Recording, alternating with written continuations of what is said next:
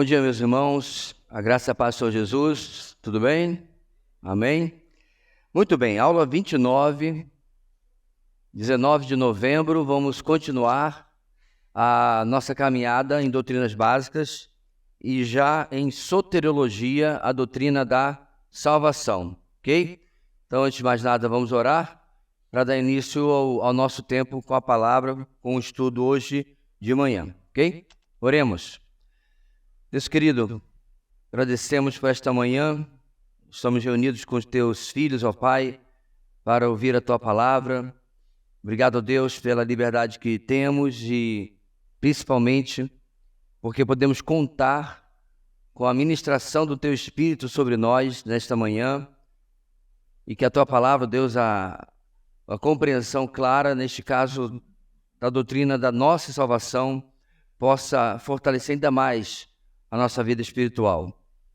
Abençoa, Deus, irmãos que estão a caminho, guardando-os, ó Deus, e toda a tua igreja também. Oramos em nome de Jesus. Amém. Muito bem, irmãos. Repetindo aí aquele primeiro slide sobre a definição do nosso estudo.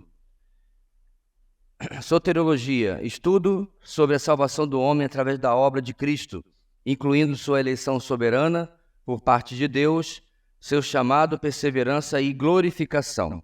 Certo? Só até aí, a parte da introdução que fala sobre a definição. Aí temos esse gráfico na sequência, que já vimos nas outras aulas, e finalmente chegamos aonde nós paramos, que foi iniciando a doutrina da eleição. Vamos relembrar, meus irmãos, a frase de Wayne Grudem, que vimos na semana passada. Eleição é o ato de Deus antes da criação, no qual ele escolhe algumas pessoas para serem salvas, não por causa de algum mérito antevisto delas, mas somente por causa de sua suprema boa vontade. Uma definição enxuta, mas bastante compreensiva sobre a eleição. E aí, na semana passada, nós chegamos a esse primeiro parágrafo. Eleição, do grego eklogê, ou eleitos, do grego ekletoi, diz respeito ao ato livre e soberano de Deus de escolher aqueles que, sem mérito algum, serão alvos efetivos de sua graça salvadora. É até aí onde nós chegamos, meus irmãos. Então, nós já determinamos, inclusive na leitura desses textos bíblicos, que eleição é algo que está completamente, unicamente no lado de Deus. É a ação de Deus. Não há uma contrapartida humana. Até a resposta humana, ou seja, a fé e o arrependimento, que a gente já tantas vezes já falou, faz parte do processo da eleição, faz parte daquilo que Deus faz na vida do indivíduo, ok? E aí depois, da onde nós paramos, vem o nosso segundo parágrafo. O ato divino de eleger os que seriam salvos, segundo parágrafo, ocorreu na eternidade antes da fundação do mundo e foi realizado conforme a graça e a livre determinação do Senhor e não de acordo com qualquer fator positivo que Deus, porventura, tenha visto previamente no homem.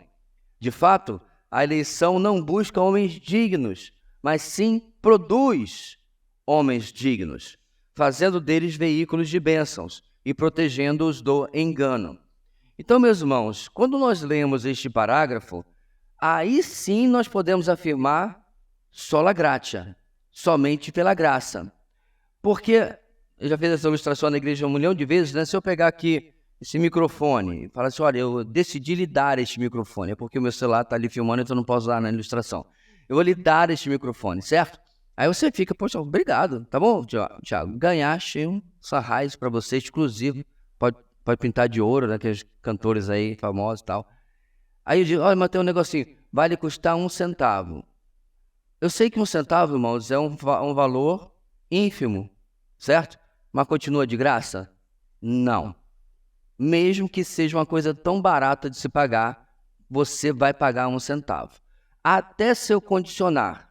Tá, eu vou lhe dar de graça, mas aí você vai ter que me retornar o favor, né, quando eu precisar de você. Já não é de graça.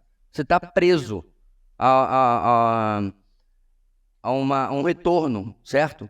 E ainda é pior, né? Eu nem disse quando vai ser, qual o tamanho do favor, você vai ficar aí, né, pensando a vida inteira do que eu vou pedir.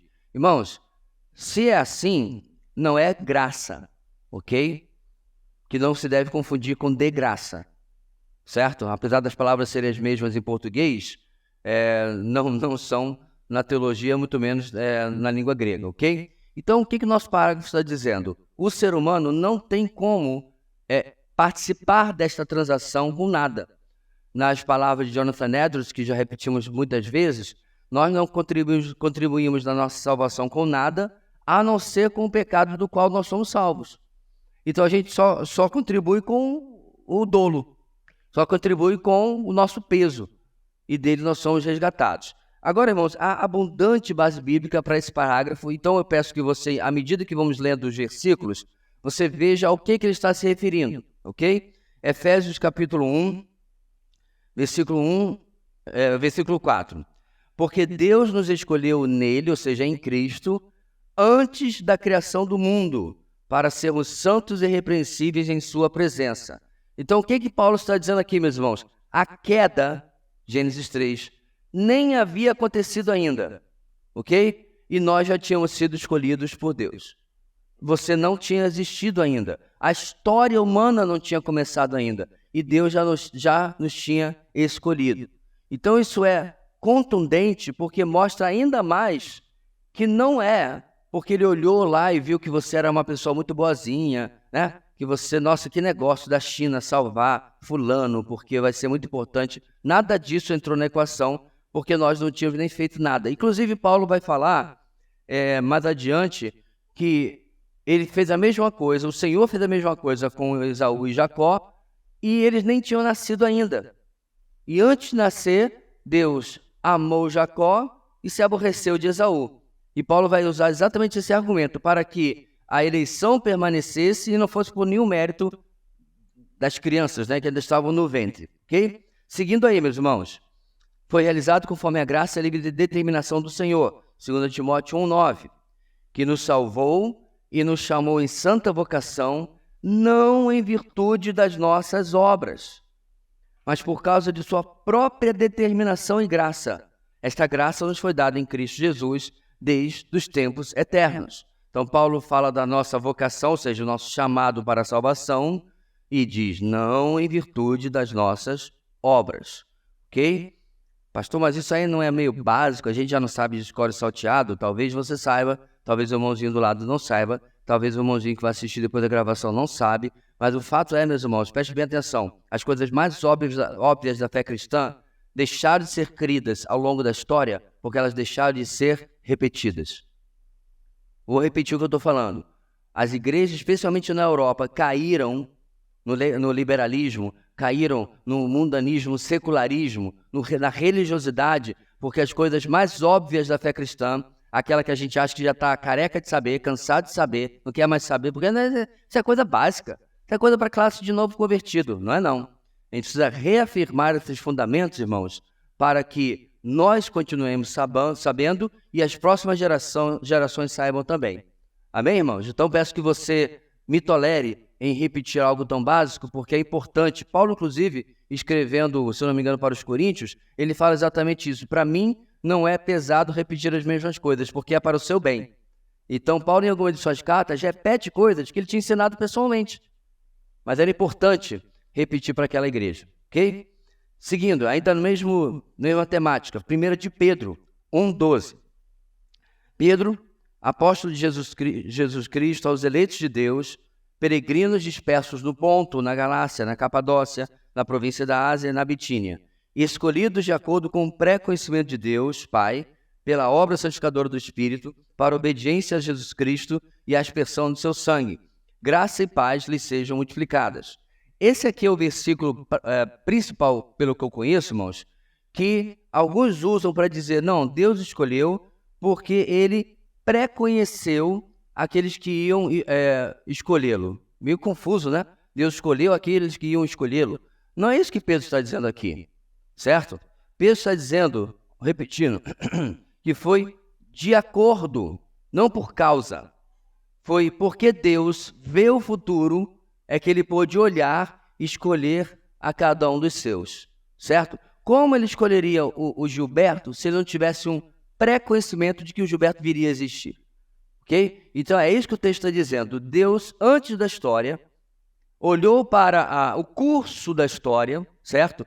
E escolheu indivíduos que esses caberiam no cumprimento do seu propósito maior. Então, aqui, meus irmãos, nós já estamos, inclusive, desfazendo uma falácia de que nós somos o centro do universo, nós somos o centro do plano de Deus, nós somos o centro do coração de Deus.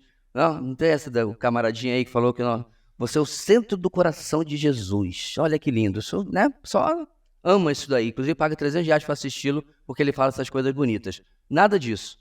Perceba, meus irmãos, o plano maior de Deus é a restauração de todas as coisas, inclusive a sua soberania sobre a criação, que foi quebrada em Gênesis capítulo 3, foi usurpada por Satanás, certo? Então nós estamos no processo, irmãos, de restauração.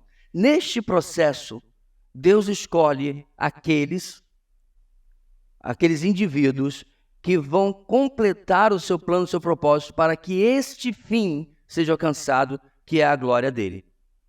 Agora, eu vou reclamar porque eu não sou o ponto 1 do plano de Deus? De maneira nenhuma. Eu estou grato por ter sido incluído nele. Eu estou grato por ter sido incluído no propósito, no plano da redenção. Porque é por isso que nós estamos aqui nesta manhã falando sobre isso. Ok? Seguindo, irmãos. E não de acordo com qualquer fator positivo que ele porventura tenha visto previamente no homem. Agora vamos para Romanos. E aí sim ele vai falar sobre os gêmeos. Sobre Jacó e Esaú. Ok?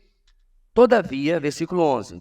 Antes que os gêmeos nascessem, ou fizessem qualquer coisa boa ou má, a fim de que o propósito de Deus, conforme a eleição, permanecesse. Então preste atenção no que Paulo fala aqui. Ele usa a escolha, certo, de Jacó em detrimento de Esaú, para mostrar que eles nem tinham nascido e Deus já tinha decidido. Agora, irmãos, vocês acompanharam a exposição de Gênesis, certo? Jacó era uma boa pessoa? Olha o nome dele. O nome dele já diz aquele que puxa a perna, aquele que dá rasteira, aquele que usurpa, aquele que... né? Ele era, meu amigo, enrolado. Ele melhora com o passar do tempo, é verdade, à medida que Deus vai tratando a vida dele, especialmente na casa do seu sogro, né, de Labão, que fez uma labança com ele. Entendeu? Viu?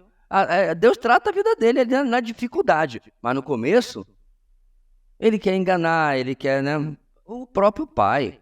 O pai é idoso, o pai não enxerga bem. E ele cria todo um esquema junto com a sua mãe, diga-se passagem, para, bem, não preciso mais quando lhe convencer, porque você acompanhou a exposição em Gênesis. Então, meus irmãos, pastor, mas também Esaú não era flor que se cheirasse. Mas esse é o ponto. Entre o ruim e o pior, Deus poderia ter feito, eu vou querer um dos dois, vou dar outro filho para Isaac, certo? E dele eu vou continuar a descendência. Deus poderia fazer ou não poderia? Sim. Fácil como qualquer coisa é para nós, ele poderia simplesmente matar aqueles dois irmãos que eram profanos e dar um novo filho para Isaac e continuar a semente santa através dele. Deus não faz isso. Deus soberanamente escolhe Jacó e trabalha a vida dele para ele se tornar digno, que inclusive faz parte do nosso parágrafo aqui também. Ok? Romanos 9,16. Portanto, diante do que ele falou no versículo 11, isso não depende do desejo ou do esforço humano, mas da misericórdia de Deus. E é neste contexto, meus irmãos, que Deus vai falar aquela famosa frase: eu terei misericórdia de quem eu quiser ter misericórdia.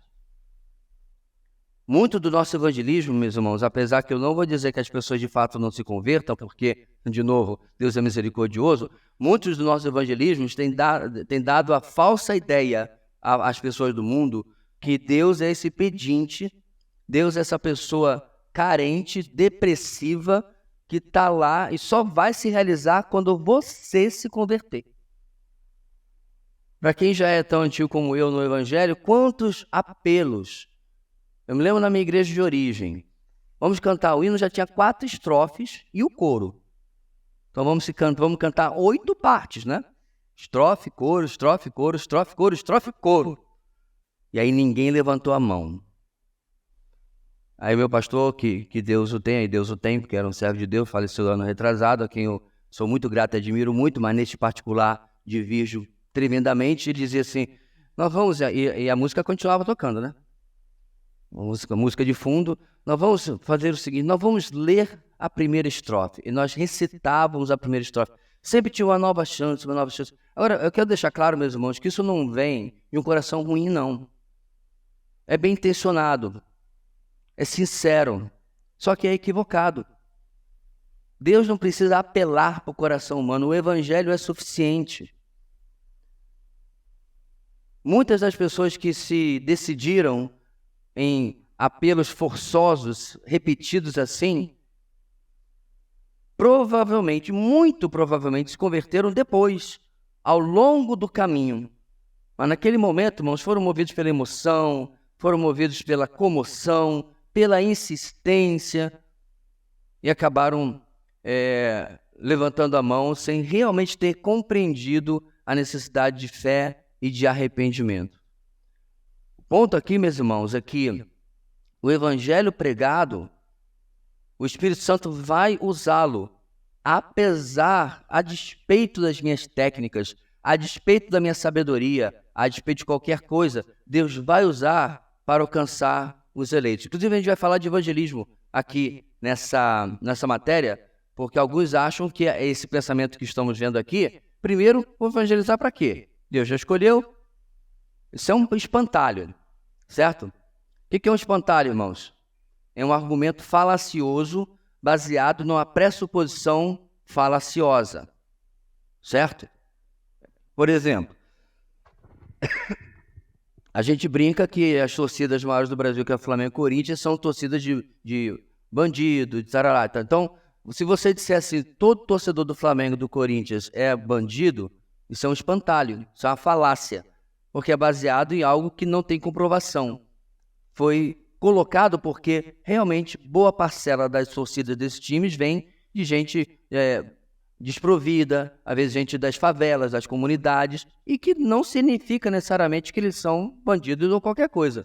Então, você argumenta algo baseado em um boato, alguma coisa que alguém disse, ou uma distorção do que alguém disse. Fazem isso em relação, vou abrir aqui um parênteses, esqueci de avisar, né? Em relação à fé reformada, ao calvinismo, irmãos, por quê? Se Deus já escolheu, não precisa evangelizar. Só que não é isso que a gente diz. E não é isso que a palavra diz. A fé continua sendo pelo ouvir e ouvir a mensagem de Cristo. Então, sem pregação, não tem conversão. Gostou da riminha? Sem pregação, não tem conversão. Fato que realmente você deve sustentar como fato é que boa parte dos maiores vultos missionários da história de missões eram calvinistas. William Carey, Hudson Taylor, Adoniram Hudson. O próprio Charles Spurgeon, que além de pastor era um tremendo evangelista, calvinista, George Whitefield. Então você tem uma longa lista, meus irmãos, de pessoas que desbancam esse argumento de espantalho, ok? Voltando aqui, irmãos. Estamos ali no finalzinho. De fato, a eleição não busca homens dignos, mas sim produz homens dignos. Colossenses 1,12. Dando graças ao Pai que nos tornou dignos de participar da herança dos santos no reino da luz. Então Deus pega, meus irmãos, os piores elementos da história humana, certo? A mim e a você, e transforma em filhos, transforma em santos, transforma em justos, transforma em dignos. Então não há nenhuma prerrogativa. Então a gente tem que apagar da mente sempre essa história do nossa, fulano, eu tenho um alvo evangelístico, fulano, ele é quase crente, só falta se converter. Eu já vi, meus irmãos, gente que só falta se converter, nunca se converter. E eu já vi gente que era ruim, que você diz, esse aí só Jesus. Claro, todo mundo é só Jesus. Ou alguém aqui chegou por outro meio. Bonzinho, malzinho, tanto faz, é só Jesus. Eu já ouvi salvar gente que você não acreditava que seria salvo, você era incrédulo da salvação da pessoa, certo? E eu já vi gente que é amigo do evangelho, não é isso? gosta dos crentes, contribui com a obra. Interessante isso, né? Já viu? Sabe por que às vezes as pessoas fazem isso, irmãos? Para aplacar a sua consciência. Então ele se vê como uma pessoa boa. Se ele é daqueles que dá aquele ofertão, que pagou o telhado novo do prédio da igreja, é como se ele já tivesse comprado o ticket dele para o céu. Mas na verdade a gente está vendo que nada disso funciona realmente para a salvação, né? Mais 2 textos, irmãos. Marcos 13, 20. Se o Senhor não tivesse abreviado tais dias, ninguém sobreviveria, mas por causa dos eleitos por ele escolhidos, ele os abreviou.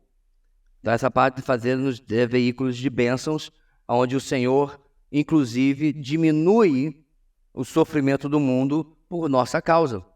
Particularmente aqui ele está falando da época da tribulação, ou seja, se dependesse do mundo e do que o mundo merece, a tribulação seria ainda maior. Mas o texto está dizendo, esse é o texto do final dos tempos, né, irmãos? É paralelo a a Mateus capítulo 24, que a tribulação vai ser a tribulação e vai ter aquela adoração por causa dos eleitos. O mundo, inclusive, pode agradecer aos eleitos de Deus, porque senão o sofrimento ia ser maior ainda do que, inclusive, a gente vai ver depois em Apocalipse. E, finalmente, irmãos, Mateus 24, 24. Protegendo-os do engano, pois aparecerão falsos cristos e falsos profetas que realizarão grandes sinais e maravilhas para, se possível, enganar até os eleitos. De novo, Marcos 13, que está aí, irmãos, e Mateus 24 são textos paralelos. Então, Jesus está dizendo que no final dos tempos, falsos profetas vão surgir, certo? E eles serão muito eficientes no seu trabalho, mas os eleitos serão protegidos do seu engano, os eleitos serão protegidos de atender ao seu ensino por causa do próprio Senhor que vai nos proteger, ok? Muito bem, irmãos, antes de seguir adiante, esse é um tema que é importante a gente dar aqui uns breakzinhos, antes de seguir adiante, que nós vimos até agora nesse parágrafo, né, que só ele nos custou aí já quase 20 minutos, alguma coisa que você gostaria de perguntar, algo que não ficou claro? Essa é a hora. Rapidinho ali. Cadê? Hoje a gente está sem ajuda de pau. Cadê o povo desse ministério?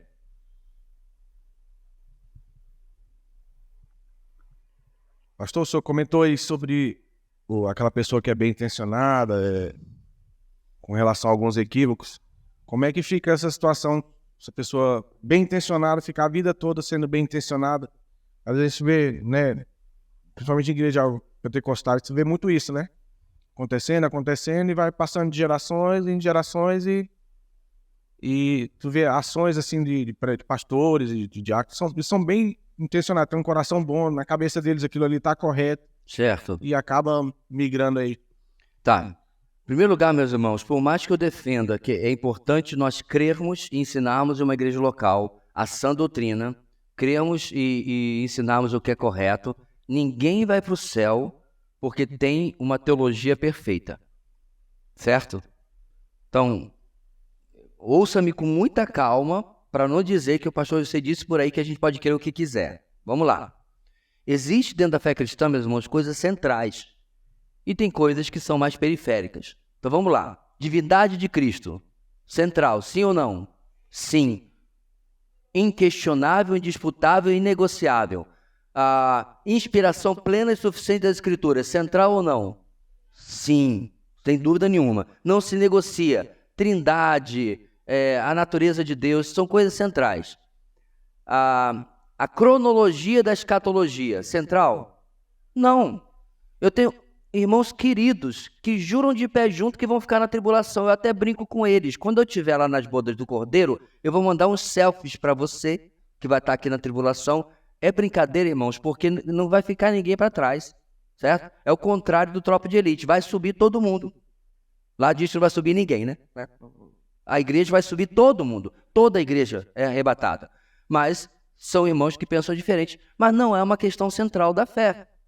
Forma de batismo. Alguém vai perder a salvação porque batiza por aspersão? Não. Ao meu ver, está equivocado. Mas eu tenho grandes amigos presbiterianos que pensam assim. Da mesma forma, irmão, a sua pergunta depende do que a pessoa está sinceramente no engano. Se a pessoa está sinceramente achando que guardando o sábado está salvo, ela está sinceramente perdida. E ela vai morrer nos seus delitos e pecados porque ela realmente nunca se converteu. Ela está colocando a sua fé no lugar errado. Eu já expliquei aqui em outra aula. Se você pegar, e é óbvio que eu estou falando dos adventistas, se você pegar o adventista e perguntar para ele, meu irmão, eu já entendi o que você acredita sobre o sábado. Eu não acredito assim. E eu não guardo o sábado como você. Eu tenho a minha ideia do que isso significa. Aí eu pergunto para ele, eu estou salvo ou não? Se ele me responder, claro que está, meu irmão. Salva sai pela fé, pela graça, acabou. Nós cremos que a gente deve obedecer o sábado dessa maneira, mas tudo bem, se eu não crer, beleza, amém. Ele é meu irmão em Cristo.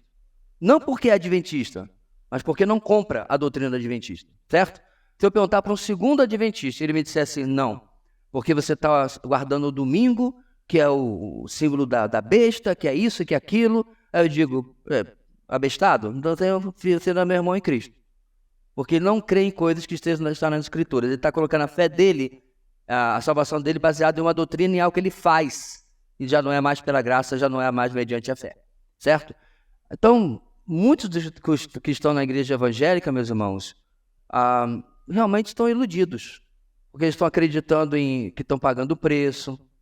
Certo? Eu já conheci muito crente que você conversa com... o crente não diria, mas que frequenta a igreja, você conversa, e a pessoa ela não consegue entender que a salvação dela não depende daquela igreja, ou daquele pastor, ou daquela doutrina, ou qualquer coisa assim. Ele não entendeu ainda a salvação pela graça.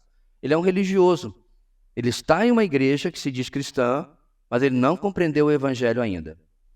Nós temos gente aqui que chegou dessa maneira. Nós temos gente aqui que chegou, passou 2 anos ouvindo a pregação, procurou a mim ou a outro líder da igreja, dizendo, pastor, quando tem batismo na igreja? Eu, vai ser tal. Então, eu gostei de ser batizado. Ué, mas o irmão já não chegou aqui dizendo que foi batizado? Mas eu não tinha entendido o evangelho ainda. Porque ele ficou 5, 6, 7, 8, 10 anos, sei lá, em uma igreja onde ele acreditava que ele era salvo porque ele dava o dízimo. Acreditou que era salvo porque ele participava de campanha. Ele acreditou que era salvo porque o pastor, ele ia lá na frente, o pastor melava a testa dele de óleo.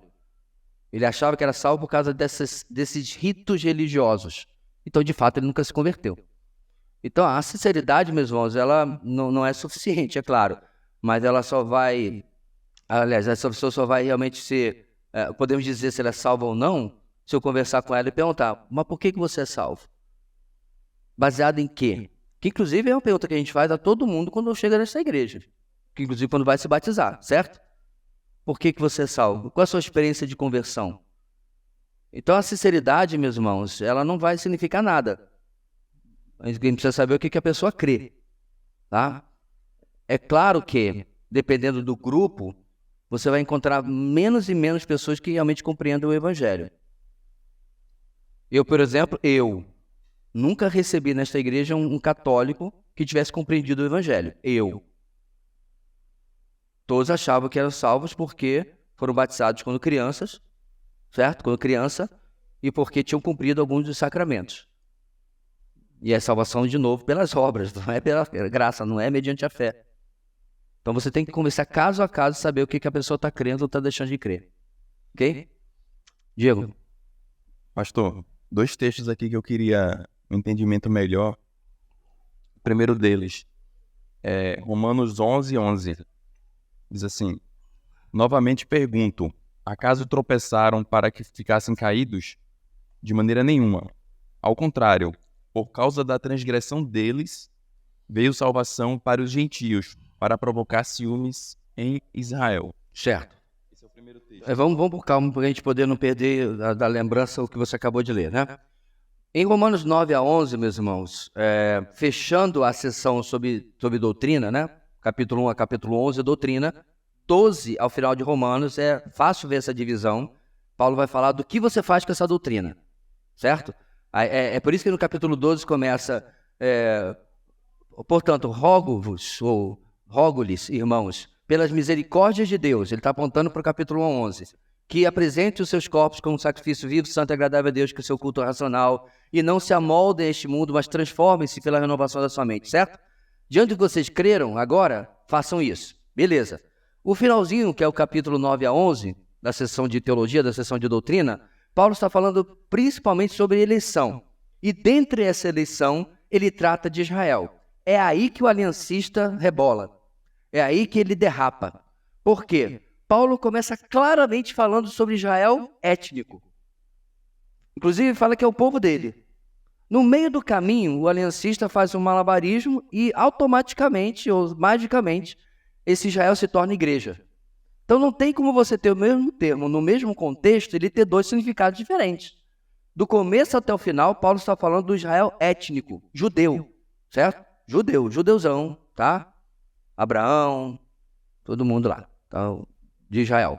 Então o que ele está falando? Que o endurecimento de Israel trouxe oportunidade para os gentios. Vem a era da graça.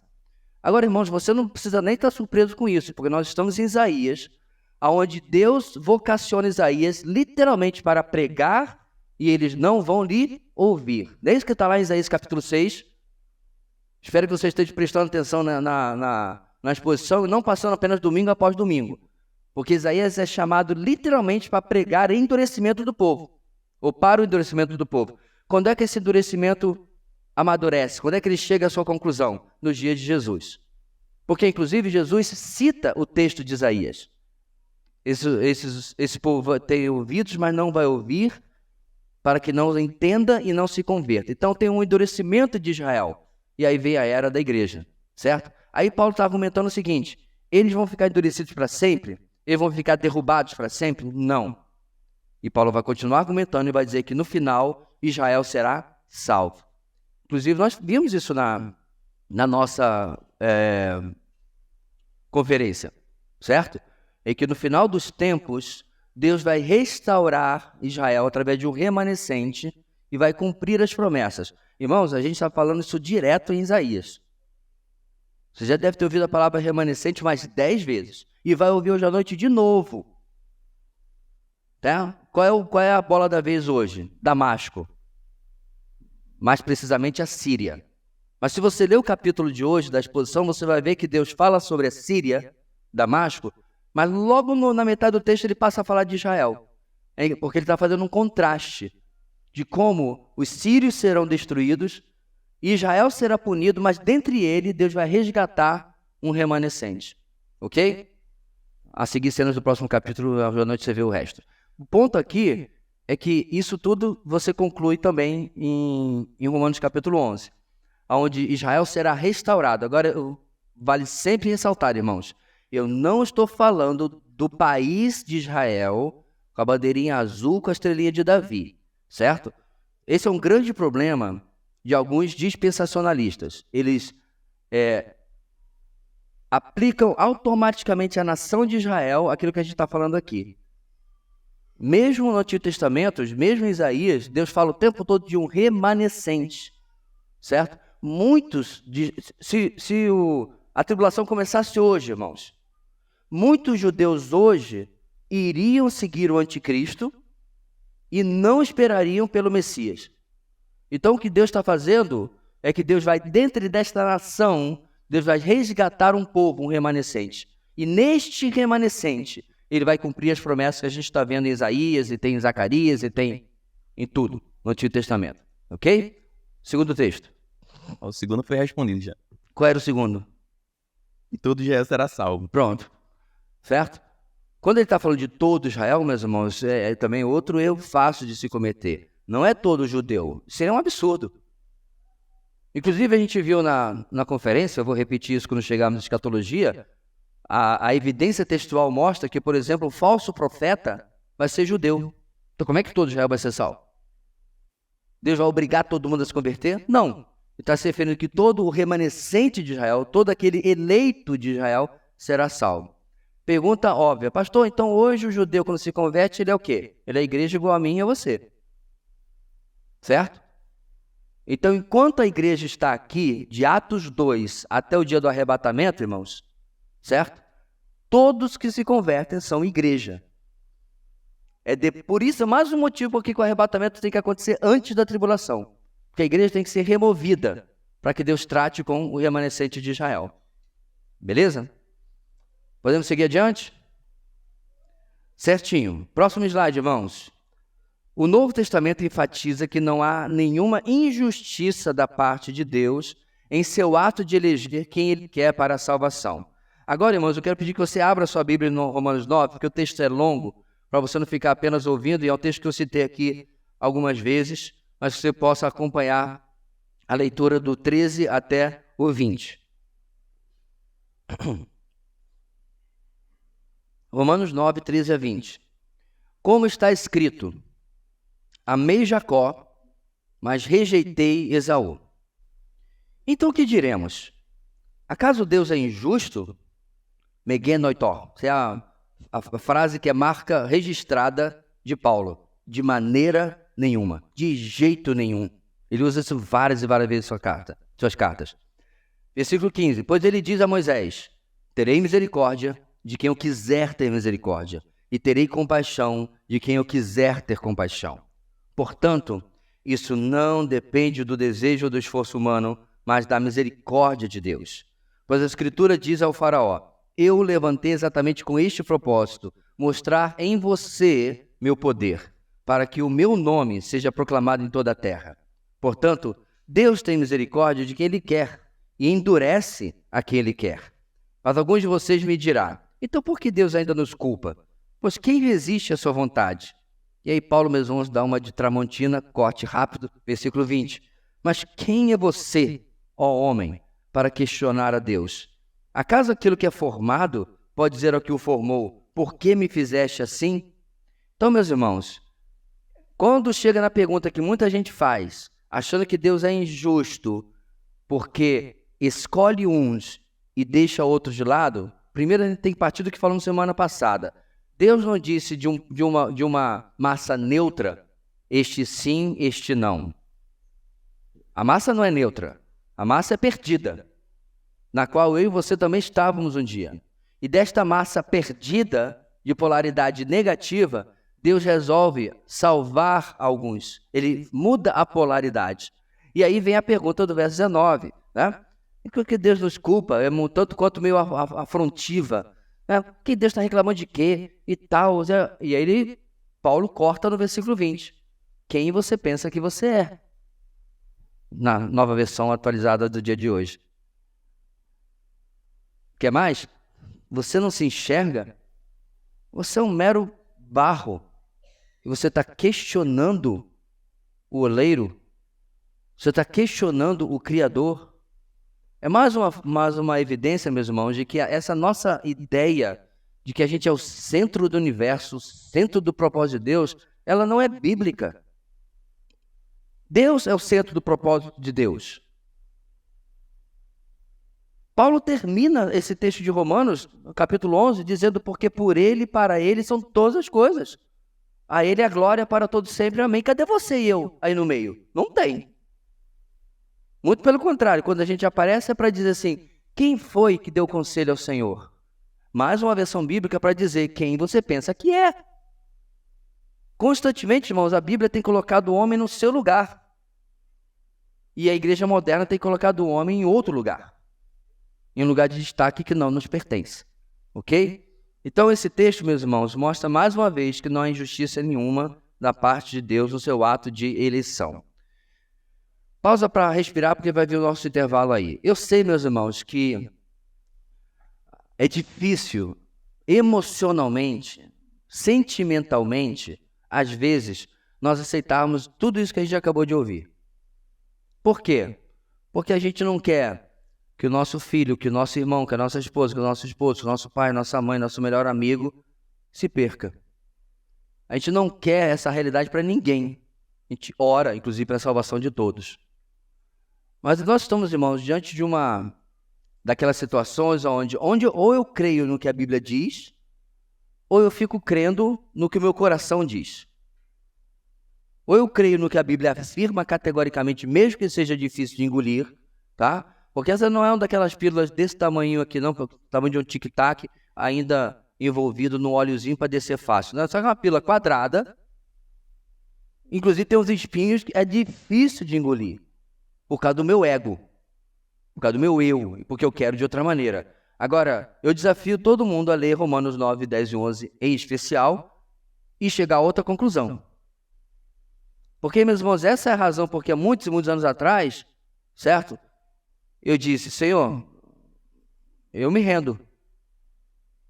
O Senhor venceu. Eu me rendi à verdade bíblica, irmãos. Eu me rendi à evidência bíblica. Eu gostaria que fosse de outra maneira? Gostaria. E não é a única coisa, não.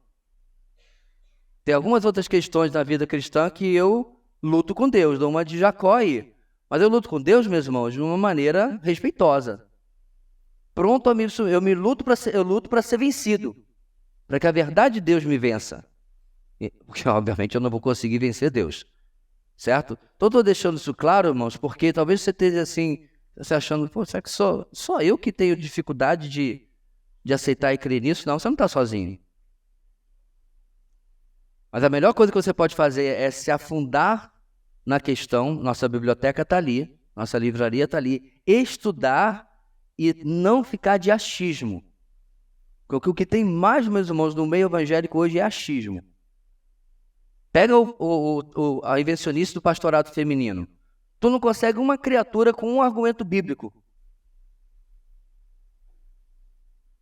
Eu entro nesse buraco do coelho de Alice, porque é aquele negócio que não tem mais fim, né? Aí a pessoa diz, mas tem muita pastora que faz muito mais que muito homem. O que tem a ver uma coisa com a outra? O que tem a ver a cor do couro da vaca com o formato do sapato?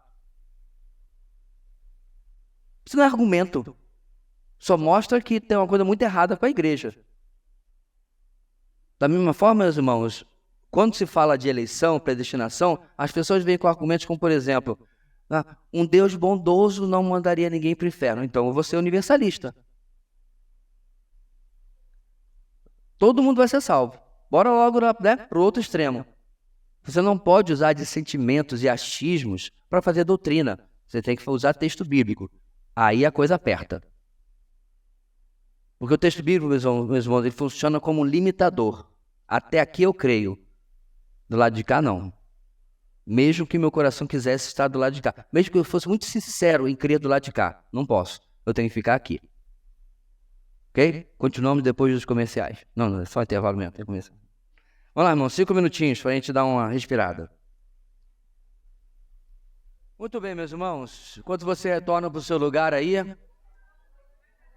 pega o seu irmão pela mão e diz, vamos sentar. Seguindo aí no próximo parágrafo, irmãos, é aquilo que inclusive eu falei que a gente ia tratar sobre a questão do evangelismo, ok? Isso. Agora vamos. Vamos lá. Ao contrário do que dizem, a eleição não desestimula o evangelismo. Essa é uma acusação, esse é um espantalho antigo. E teve, inclusive, um pastor aqui na cidade que teve a cara de Angelim Pedra de dizer, certo? Conhece Angelim Pedra? Madeira pesada, não é isso? Difícil. Teve a cara de Angelim de dizer que calvinista não evangeliza. Claramente, ele nunca frequentou a nossa igreja, do quanto que o seu pastor perturba a sua ideia sobre ter alvo evangelístico e sobre evangelizar. Não é verdade? Então vamos lá. Em vez disso, essa doutrina encoraja a pregação da fé, uma vez que afirma que os eleitos, cedo ou tarde, atenderão a mensagem das boas novas, e que os escolhidos que estão dispersos serão com certeza reunidos num só corpo, cumprindo, enfim, o plano infalível de Deus. Então, o que nós estamos falando aqui, meus irmãos? Aqui está a lista dos eleitos, certo? E cá estou eu, o evangelista. E cá está você também. Quando eu digo evangelista, porque todo crente é evangelista, né? Eu ouço domingo após domingo, devocional após devocional, não importa o que for, que eu tenho que evangelizar. Mas eu não obedeço. E aqui está o outro irmão que ouve e diz, é verdade. Aí ele começa a compartilhar o evangelho com A, com B, com C. E dentre esses que ele está compartilhando, irmãos, que ele não sabe se são eleitos ou não, tem quem? O Sinfrônio. Sempre o Sinfrônio. E o Sinfrônio ouve o Evangelho e o Sinfrônio se converte, certo? Porque ele está aqui no grupo dos eleitos. O evangelista sabe? Não. Mas ele está obedecendo e esse irmão não será alcançado a não ser pela pregação do Evangelho. Correto? Vamos supor, meus irmãos, que dentre esses que eu desobedeço e não evangelizo, tem um colega de trabalho. E eu trabalho com ele 20 anos. Ele sabe qual é o meu time de futebol, sabe quem eu votei na eleição, ele sabe um monte de coisa sobre mim. Ele até sabe que eu sou crente, mas ele nunca ouviu o evangelho da minha parte. 20 anos trabalhando do lado do cabra. Ele vai se converter quando? Deus vai mandar outra pessoa. Por isso que o nosso parágrafo está dizendo ali, cumprindo, enfim, o plano infalível de Deus. Certo? Então, o que eu estou dizendo aqui, meus irmãos? Todos... Lá, mamãe chamando. Não quer ir, não. Não quer ir de jeito nenhum. Todos os eleitos, meus irmãos, serão eventualmente alcançados. Quer você obedeça, quer não. Se você desobedecer... Irmãos, se nós obedecemos ao chamado, ao mandato de Deus de evangelizar, quem é que perde? Nós. Nós perdemos. Aliás, meus irmãos, preste bem atenção aqui, olha só. Às vezes o pessoal fala assim, a igreja fulano está bombando. Sabe por quê, meus irmãos? Quer seja pelos motivos certos ou errados, eles estão fazendo o trabalho. Porque você se inscreve na Mary Kay, na Rinodê, na Avon, sabe lá Deus onde, e você fala com 300 mil pessoas. Mas para evangelizar você é tímido. Desculpa, mas é verdade, irmãos. Eu já vi gente que nunca abriu a boca para falar de Jesus. Aí se inscreve na Rinodê, o camarada agora é um papagaio, né? Fala que virou comunicador da noite para o dia. Para ganhar almas nada, mas para ganhar dinheiro tudo. É verdade. E infelizmente, irmãos, em muitas dessas igrejas, as pessoas são impulsionadas como se fosse marketing. MDA é assim, G12 é assim, G5 é assim. Você é impulsionado porque você tem que ter os seus 12, os seus sei lá quantos, seus discípulos. É uma questão, irmãos, de status social dentro da igreja. Quem faz mais e assim. A motivação é ruim? É, mas a igreja enche. E muitas vezes Deus, em sua misericórdia, salva sim alguns desses. Então eu não estou, meus irmãos, justificando, eu estou explicando por que algumas igrejas explodem.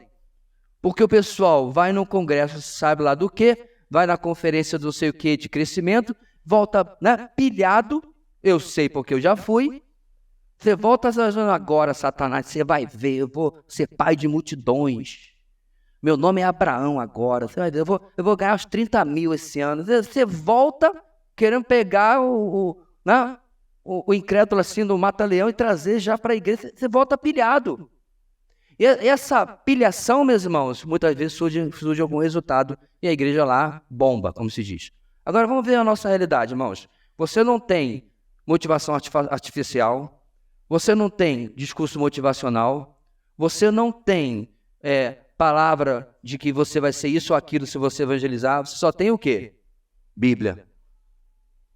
A Bíblia dizendo que você tem que evangelizar.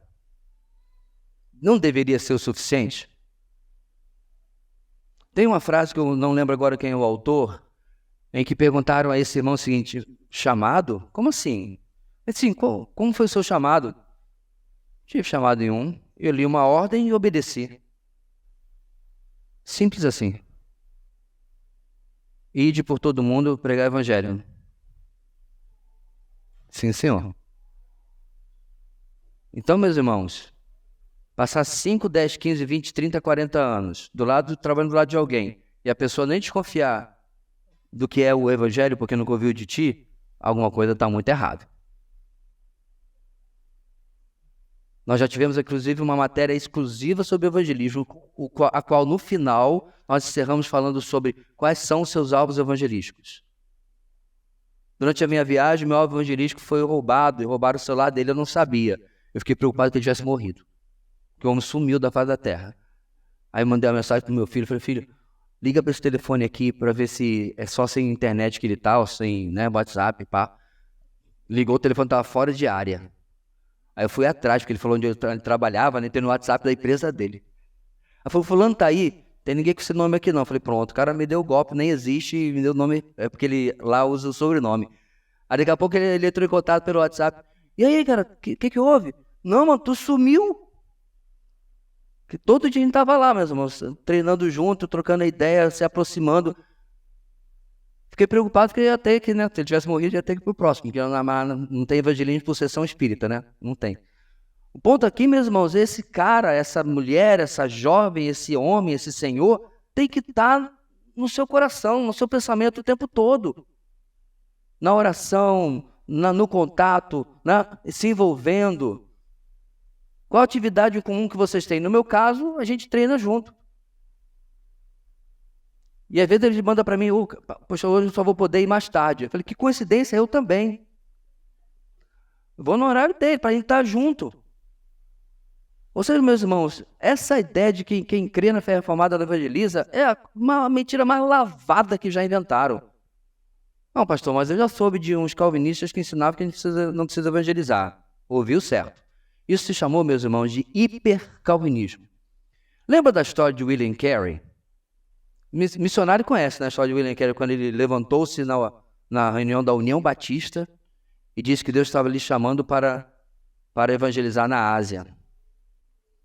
E aí um pastor veio para ele e disse assim, jovem, sente-se.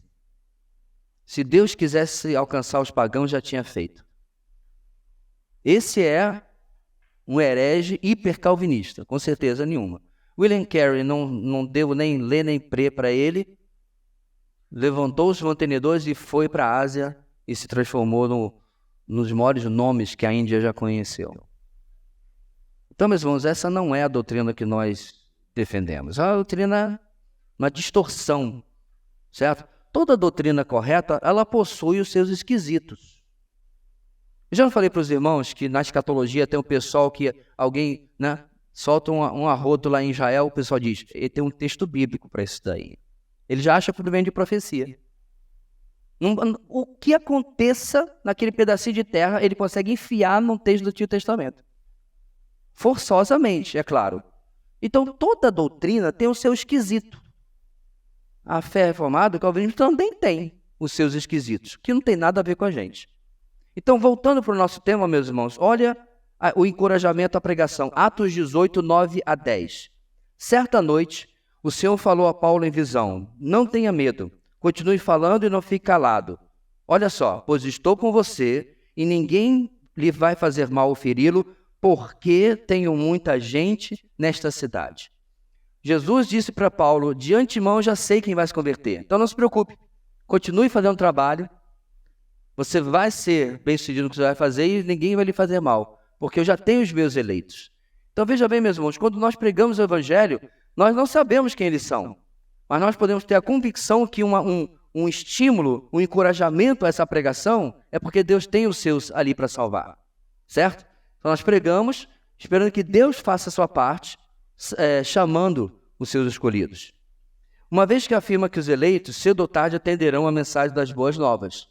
João 10, aliás, foi isso que eu sublinhei aqui, João 10, 16. Tem outras ovelhas que não são deste aprisco, é necessário que eu as conduza também. Elas ouvirão a minha voz e haverá um só rebanho e um só pastor.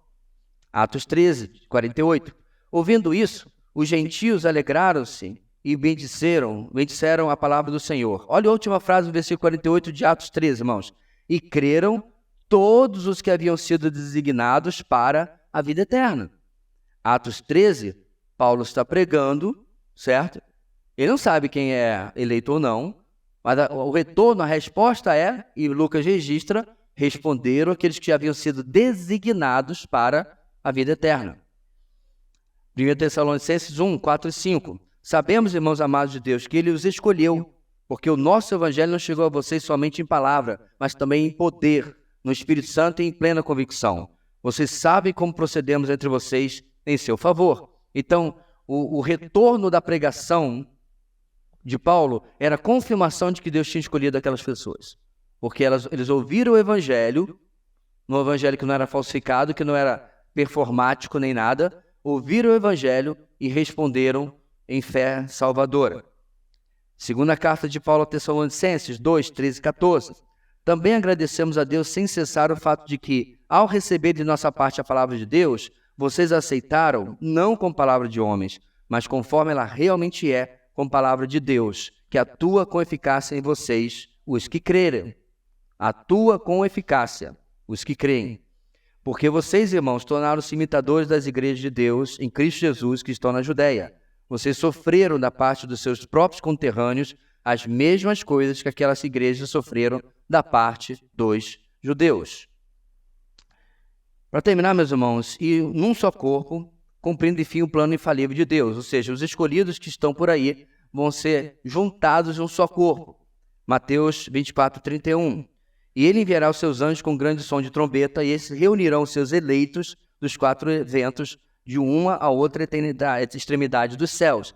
Ele não vai juntar a gente que não se converteu, ele vai juntar aqueles que se converteram, certo? Os eleitos são alcançados pela pregação do evangelho.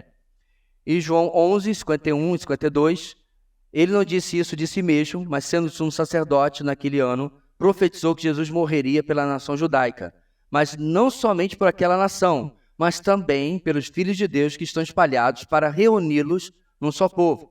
Então, meus irmãos, como eu falei, tem um propósito maior de Deus. Nesse propósito, certo? Ele está chamando os seus para cumprir a sua vontade. E ele só faz isso através da pregação do evangelho. Então, qual é a grande pergunta que eu tenho que me fazer nesta manhã? Eu tenho me engajado no propósito maior de Deus? Então, porque, veja bem, meus irmãos, a nossa vida tem muitos propósitos. E não são necessariamente ruins ou não é errado ter muitos propósitos. Eu tenho um propósito de chegar em tal lugar na minha carreira profissional, ok. Eu tenho um propósito de suprir isso ou aquilo para os meus filhos, para o futuro deles. Joia, você tem esses propósitos e alguns vão acontecer, outros não. Mas este é um propósito que eu, me engajando nele, certamente irá acontecer. Porque o que vai acontecer, meus irmãos, na eternidade? O que eu vou apresentar daquilo que eu estou fazendo? Olha, Senhor, o prédio maravilhoso que foi construído durante o meu ministério. É isso que eu vou apresentar? Porque nós não vamos levar, meus irmãos, prédios, eventos, ministérios. Absolutamente a única coisa desta vida para a outra que vai conosco são as vidas. Eu sei que no céu, irmãos, não tem lágrima, não vai ter tristeza. Mas a gente pode sentir aqui tristeza de algo que talvez aconteça conosco lá. Nós estamos diante daquela enorme multidão de nossos irmãos em Cristo, salvos de todos os tempos. E vamos supor que o Senhor perguntasse, apontando para mim: quem aqui nesta multidão está aqui, direta ou indiretamente, por causa deste meu servo? Quantas mãos se levantariam? Se fosse você. Porque quando o Senhor perguntar, meus irmãos, relatório da minha vida aqui, então, Senhor, eu toquei numa banda durante 5 anos, eu fui presidente da União de Adolescentes, fui presidente da Associação de Adolescentes. Deus não está impressionado com o meu currículo. Se tais realizações não foram meios para que vidas sejam alcançadas e o Senhor seja glorificado através disso, perdi meu tempo. Isso é sério, meus irmãos, isso é muito sério. E eu não quero que a única motivação sua para ser o que você precisa ser como evangelista seja uma palavra, digamos, de tom mais negativo como esse. A verdade é que a principal motivação para que eu me envolva com vidas é porque eu estou aqui. Um dia, Deus tocou o coração dos meus avós que ligaram para minha casa, falaram com meus pais que na época estavam desviados do evangelho. Vai ter um culto hoje especial, vocês não querem ir? E lá fomos, meus pais e eu. Meu irmão era bem pequeno, 4, 5, 6 anos, eu não lembro da época. Naquele dia o pastor Antonino, a minha igreja era essa aqui, meus irmãos, ali, ó. Daqui para lá. Só isso aqui. De madeira. A igreja onde eu cresci. Ela veio a ser o prédio que ela tem hoje, mas era isso aqui, ó. Daqui para baixo era barranco. Se ir ao banheiro era uma aventura, porque é capaz de cair no barranco e não precisar mais ir ao banheiro. Foi nessa encosta que foi construído depois o prédio da terceira igreja batista da Ilha do Governador. Agora, nesse lugar aqui, meus irmãos, com bancos de madeira, que eu inclusive participei da reforma anos e anos depois, porque já estava todo com medo de broca e de cupim, o pastor Antonino Melo Santos pregou uma mensagem, a qual não lembro, porque eu só tinha 9, 10 anos de idade. Eu só me lembro dele perguntando quem gostaria de entregar a sua vida a Cristo. Pula 43 anos, cá estou eu. Como eu vou ser egoísta de negar a mesma realidade e necessidade de outras pessoas? Essa é a verdadeira motivação. Como disse aquele bispo metodista, o evangelho é um mendigo dizendo a outro mendigo onde encontrar pão. Essa experiência, essa frase é tão verdadeira, meus irmãos, que fizeram uma experiência social, pegaram um mendigo, literalmente, e o cara deu para ele um pacote de hambúrguer do McDonald's. Já ali, não sei, 5, 6 hambúrgueres do McDonald's ali. Perguntou a ele, você comeu hoje? Ele falou, não como há 3 dias. Aí deu para ele esse saco de hambúrgueres ali, 3, 4, 5, não sei. E se afastou. E a câmera filmando. O que você acha que ele fez?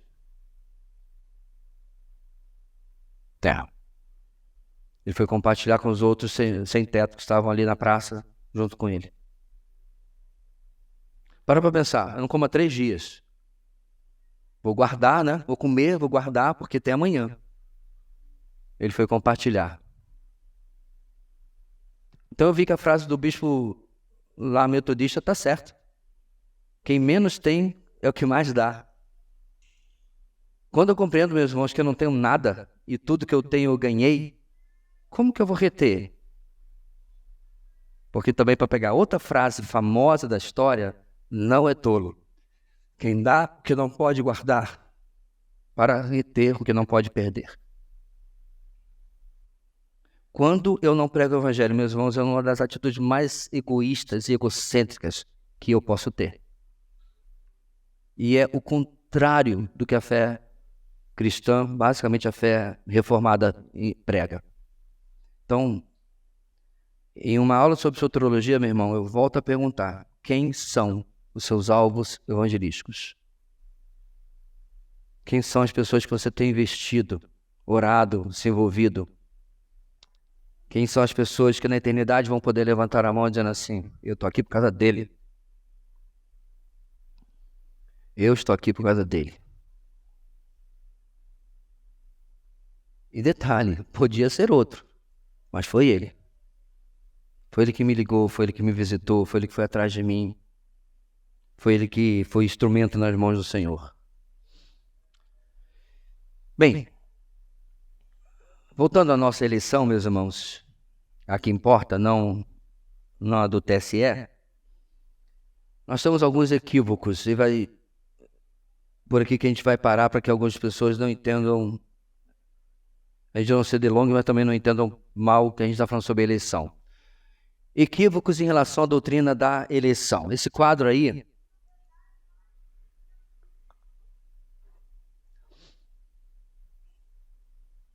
vai dizer o que a eleição não é, ok? A eleição não é fatalista. O que é o fatalismo, irmãos? Sistema no qual as escolhas e decisões humanas não fazem diferença alguma. Então, o que é o fatalismo? Já vai acontecer mesmo, pouco importa o que a pessoa vai fazer ou deixar de fazer. Não é isso que a eleição ensina.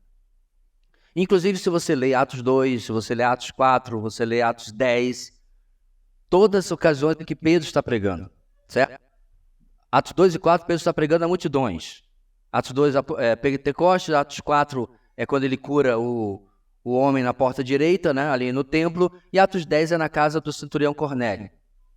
Em todas essas ocasiões, meus irmãos, há uma resposta humana, o que cancela o fatalismo.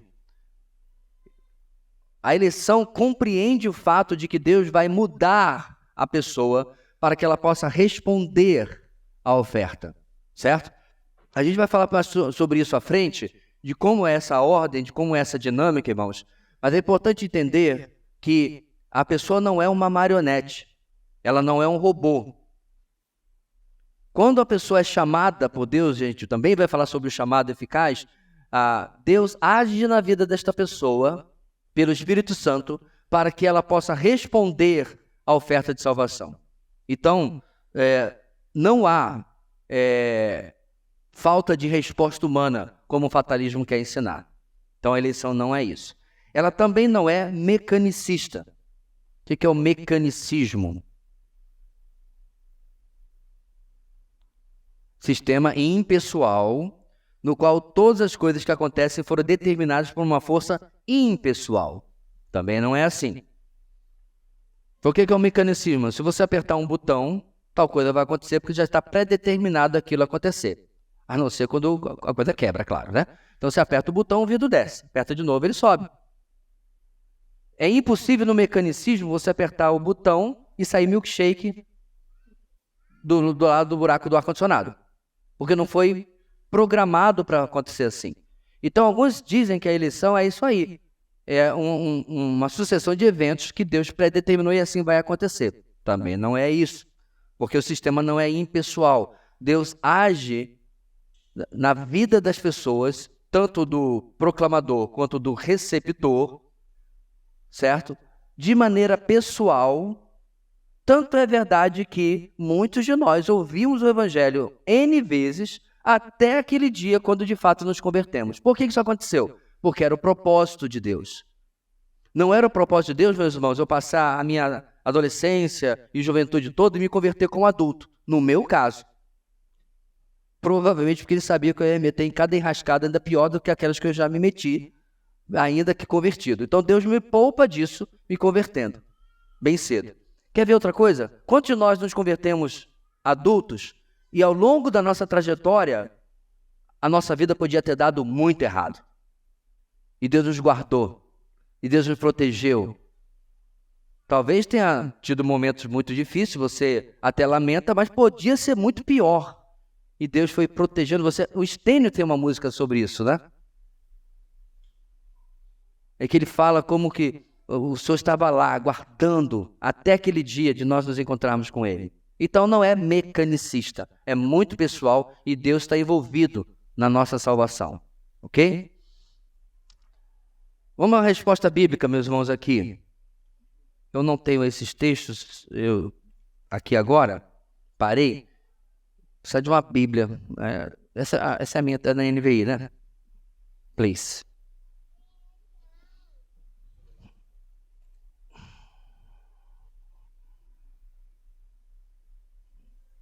Ok. Vamos aqui, meus irmãos, só uns 2 textos. Vamos à resposta ao fatalismo. João 3. João 3,18. Quem nele crê não é condenado, mas quem não crê já está condenado por não crer no nome do Filho unigênito de Deus. Ou seja, não é fatalismo porque a condenação já vem como parte integrante da existência humana. A eleição não simplesmente faz para esse lado ou para aquele, como eu já expliquei 2, 3, 4 vezes, mas ela tira de uma massa, de uma humanidade perdida, elementos para a salvação. Ok? Atos 18, 9 e 10. Não, acho melhor ir para outro aqui. Romanos 10, 14. Irmãos, esse quadro anterior e esse não estão no seu material, ok? Se quiser tirar uma foto aí e guardar. Atos 10, 14. Como, pois, invocarão aquele em quem não creram? E como crerão naquele de quem não ouviram falar? E como ouvirão se não houver quem pregue? Então não está tudo determinado, não precisa você fazer nada. Existe uma cadeia de eventos que precisa acontecer para que o indivíduo A se converta. Como eu falei, Deus tocou no coração da minha avó, do meu avô, que ligou para meus pais. Nós fomos para a igreja, o pastor pregou aquele dia, eu ouvi o evangelho e Deus atuou na minha vida, eu me converti. Então, o salvo eleito, irmãos, diferente do que alguns creem, achando que é fatalista, já está salvo de qualquer maneira. Não, Deus tem que colocar esses eventos em curso, certo? para que a pessoa ouça o evangelho e venha a se converter. Essa é a razão por que nós enviamos missionários. Então Deus tem os seus eleitos lá no meio do povo Yanomami. Se não mandar os missionários, se não mandar alguém, de alguma forma, essas pessoas não se convertem. É interessante, irmãos, as histórias que a gente vê dos testemunhos missionários, como que muitas coisas acontecem, às vezes extraordinárias, para que tal povo finalmente ouça o evangelho. Mas sempre é Deus que está agindo, que está movendo as circunstâncias. Então não é simplesmente acontece. Há um agir de Deus para que isso aconteça. Do lado, irmãos, uma resposta bíblica ao mecanicismo. Efésios 1:5.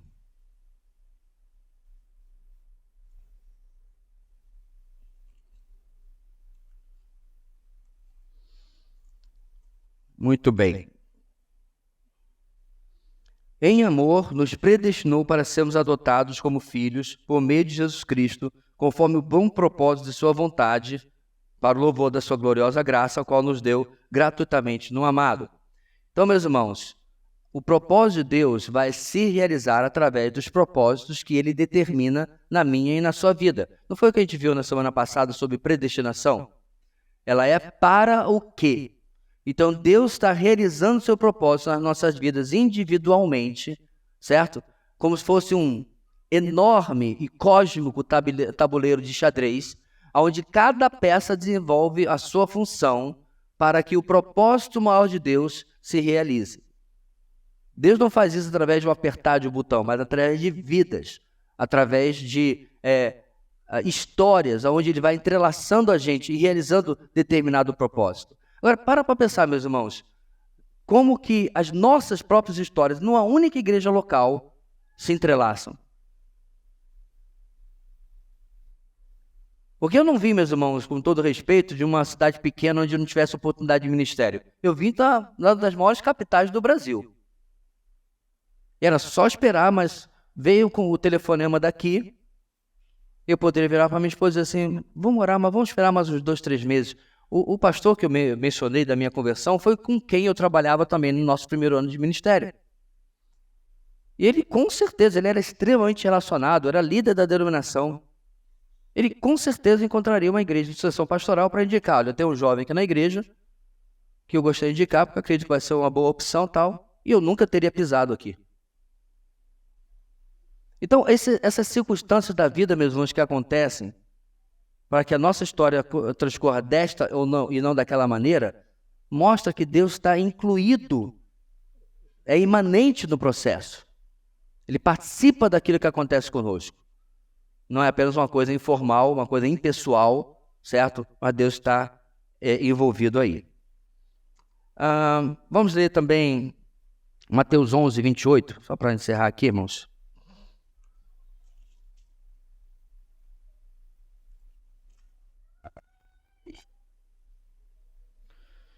Onze 28.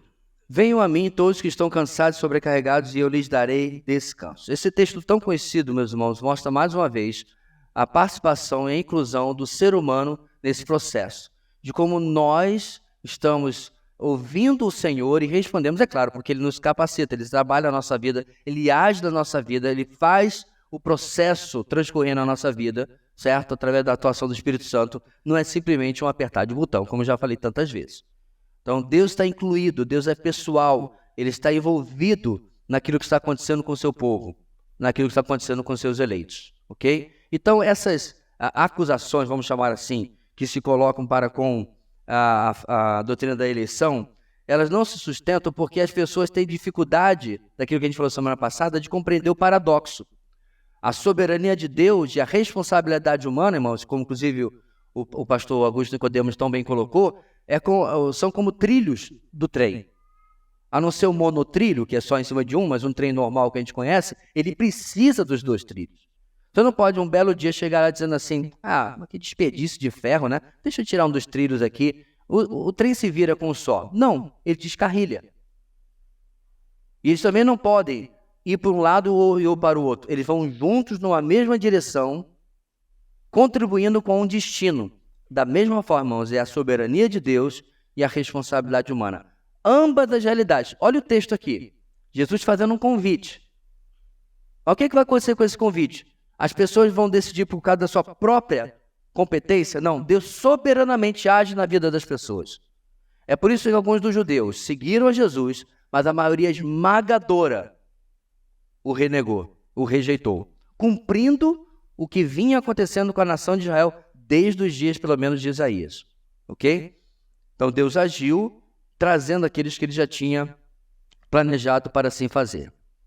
Muito bem, mas vamos para as perguntas. A gente vai ficar até aqui, porque a gente já vai entrar no outro assunto, em soteriologia, a partir da semana que vem. Cadê o Mike? Viajou para onde? Lá, o Iron.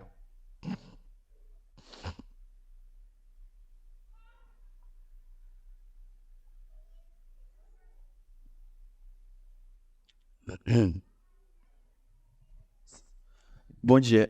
Eu queria fazer uma pergunta do seguinte. Meio que o senhor falou um pouco agora, mas eu queria só deixar claro que a gente acredita na graça irresistível do Senhor, né? E nós sabemos que Deus converte as pessoas, algumas crianças, algumas adultas, algumas até idosas, algumas no leito de morte. É do propósito de Deus que, por exemplo, a pessoa ela tenha feito coisas na sua vida, diversas escolhas que causaram consequências ruins na vida dela e na vida de outras pessoas, deixar que ela passe por tudo isso e converter ela depois? Essa é a primeira pergunta. E a segunda é que eu acho que, só para deixar claro, porque o meio que o senhor já respondeu agora, que existe uma perfeita harmonia entre a soberania de Deus e a responsabilidade humana, a ponto de que a pessoa em si rejeite o Espírito Santo. Porque a gente entende que o Espírito Santo, quando chama uma pessoa, ele como a gente fala, a graça irresistível do Senhor.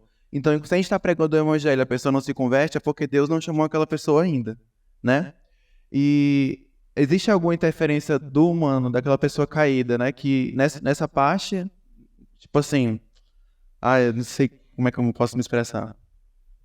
O Espírito Santo está te ajudando aí, lembrando. Como se ela tivesse existido por si só. Algumas pessoas se convertem em crianças, outras adultas, entendeu? Existe alguma interferência na nossa personalidade? Vamos lá, porque para eu não embananar as duas perguntas. Vamos lá, a primeira. A primeira basicamente é por que Deus converte aqui e não aqui, e deixando todo esse tempo para a pessoa fazer um monte de lambança? Quem fez a lambança? Deus ou a pessoa? A pessoa. Pronto. Então, Deus tem um propósito. Lembra de Sansão? Ele vai libertar vocês dos filisteus. Joia! Aí Sansão faz um monte de lambança a vida inteira. A culpa é de Deus? E ele cumpriu o propósito que Deus tinha para a vida dele, para o qual ele foi predestinado, usando a palavra correta, certo? Então, o que acontece no curso de vida de Sansão é responsabilidade de Sansão. O que me surpreende, meu irmão, é que apesar das lambanças que a pessoa faz, se ela, obviamente, foi escolhida por Deus, Deus ainda vai atrás dessa pessoa. O que ela fez durante a sua vida, que ela tem de se lamentar, ela só tem de lamentar-se de si mesma, e não de Deus. Senhor, por que o Senhor não me converteu antes? Então, às vezes a gente tem esse pensamento, vê pessoas assim, eu queria ter aceitado Jesus antes, não se aceitou no tempo certo de Deus. O que você fez durante aquele tempo é sua responsabilidade. Agora, olha que interessante, Deus ainda usa para sua glória. Então, tudo o que aconteceu na vida da pessoa, irmãos, até a sua conversão, e eu, obviamente, nem vou falar daqueles que fazem lambança depois da sua conversão, vão ficar só numa treta, tudo que foi usado, acontecido nesse tempo, Deus pode usar como testemunho, como uma maneira de ajudar as pessoas. Então, vamos supor que ela foi viciada, né? Vamos falar nas coisas que o pessoal se impressiona nas conversões. Então, ela usou drogas e tal. Ela pode ser usada agora, convertida, para ajudar pessoas que estão passando por dependência de substância química. Vamos supor, e esse caso é verdadeiro, na verdade, uma jovem que havia cometido 3 abortos. E aí, finalmente, ela se converte. Então, Deus a curou, Deus restaurou suas própria noção de si mesma, seus sentimentos. Deus curou tudo. Agora, ela é instrumento de Deus aconselhando pessoas que passam pela mesma situação. E aqui, eu não conheço ninguém, mas se porventura você passou por isso, não se sinta atacada porque eu não sei, mas a gente sabe que a mãe de uma criança morta pelas próprias mãos, ela vai carregar essa vida inteira. Ela não deixou de ser mãe. Ela só é mãe de uma criança morta, que ela decidiu matar. Isso a indústria do aborto não fala. Então essa pessoa precisa de ajuda, muita ajuda. E essa irmã, que se converteu posteriormente, vai ser instrumento de Deus para tal. Então Deus não é responsável, irmãos, pelas lambanças na vida de Sansão. Mas Deus usou. Como Deus ia derrotar os filisteus, talvez a vontade maior de Deus seria outra forma. Sansão liderando o povo de Israel, né? De maneira digna, de maneira honrosa, como um juiz deveria fazer. Ele não fez assim. Ele mata derrubando o templo de Dagon sobre todos os filisteus, matando a si mesmo, né? Porque ele havia desobedecido ao Senhor. Aí vai a nossa grande pergunta, né, meus irmãos? Já entrando na outra treta que eu falei que não ia entrar. Por que eu preciso de cicatrizes depois que eu já conheço o Senhor? Eu tenho. Por que eu preciso delas? Se a gente pode passar pela nossa vida apenas cumprindo o que Deus deseja de nós, né? A segunda pergunta foi... Se a nossa personalidade, assim, digamos, nossa peculiaridade tem interferência também nisso, né? Ok. Sobre a questão do chamado... Rejeitar o evangelho, por exemplo. Então, irmãos, Senhor. Todo ser humano rejeita o evangelho, tá? Não tem aquela pessoa que é quase crente, quase convertida, está quase aceitando. Isso não existe. Romanos capítulo 3 fala que não há um justo nem sequer um. Todos rejeitaram a Deus. Certo? Não, pastor. Eu, quando cheguei aqui na Videira, eu estava procurando uma igreja para congregar e tal. Aí cheguei aqui, finalmente me converti. Você estava procurando uma religião. Se você tivesse nascido na Índia, você estava procurando qual era o melhor templo hinduísta para congregar. Se é que eles congregam, né? Mas não congregam. Entendeu o que eu quis dizer, né? Se você tivesse nascido no Irã, você estava procurando, não, essa mesquita aqui eu não gostei. Essa mesquita aqui o pessoal fala da vida dos outros. Eu vou para outra mesquita. O quê? Aqui o pessoal ajoelha no mármore? Não, aqui eu vou para outra mesquita lá porque tem tapete de veludo. Você estava procurando uma religião. Acontece se você está num país cristão e que normalmente, né, tem essa grande influência evangélica, onde ser crente é fashion, né? Ser crente é legal, porque todo mundo é crente, né? Celebridade, jogador de futebol. Faz gol, tá sempre assim, não tá? Apontando pro alto e tal, né? 100% Jesus. Depois tá na balada com a terceira mulher, sei lá de quem é. Enfim. Então é fashion ser crente. Então o pessoal tá aí procurando. Quanto mais atrativa a igreja for, irmãos, quanto mais ela for inofensiva, mais gente desse pessoal vai atrair. E mais gente vai ficar lá enganada. Então, quando você convida alguém para cá, já avisa que a nossa igreja ela não é inofensiva, ela é perigosa. Porque quando você fala a verdade, você se torna perigoso. A pessoa vai ouvir a verdade. Ela não vai ser agredida, ela não vai ser, ninguém vai mandar ninguém para o inferno, nesse sentido, né? Apontando o dedo e tal, não é esse tipo de coisa. Mas quando você prega simplesmente o evangelho, irmãos, a verdade da condenação e da libertação tá lá. E nós já tivemos gente que congregou conosco meses, até que o dia finalmente resolveu ir embora, porque não conseguia mais ouvir a mesma coisa domingo após domingo, as mesmas verdades. Mas essa é a função da igreja, pregar a verdade, certo? E aí, à medida que a pessoa vai sendo vencida pelo Senhor, chega aquele momento dela se converter. Mas eu continuo afirmando, irmãos, ninguém se converte nem um segundo a mais nem a menos do que Deus planejou para ele ou para ela. Até aquele momento, ela não se converteu porque o chamado eficaz, que está aqui uns 4, 5 slides mais para frente, vai ser semana que vem, ainda não aconteceu na vida daquela pessoa. O chamado de Deus é eficaz, meus irmãos, porque ele inclui a transformação da inclinação e das paixões da pessoa. Até aquele momento, lembra daquela ilustração que a gente teve no livro, que tem um plano inclinado assim? Até aquele momento ele estava sendo puxado para longe de Deus.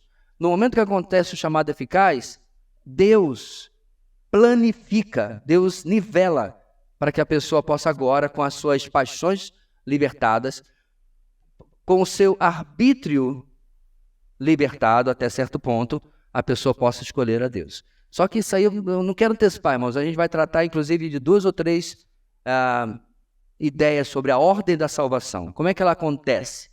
Certo? O que vem primeiro, o ovo ou a galinha? O que acontece para que a pessoa se renda ao Senhor? Tá? É isso? Muito bem. Tá de bom tamanho por hoje? Amém, meus irmãos. Bom, tá tudo gravado, né? Eu recomendo que os irmãos visitem as aulas anteriores, especialmente sobre soterologia, caso fique difícil aí pegar o fio da meada. Essa é a terceira aula de soterologia, tá? Se você está tentando lembrar aí. Vamos ficar de pé, irmãos, vamos orar e encerrar o nosso tempo de hoje. Deus querido, muito obrigado pela tua palavra e pela instrução que ela nos dá, a firmeza que ela traz à nossa fé, e que isso, Deus, que temos aprendido fique gravado no nosso coração e fortaleça o nosso relacionamento com o Senhor e com o teu povo. Dá-nos uma tarde de descanso e que à noite possamos estar aqui novamente para ouvir a tua palavra e continuar aprendendo do Senhor. É a nossa oração, em nome de Jesus. Amém.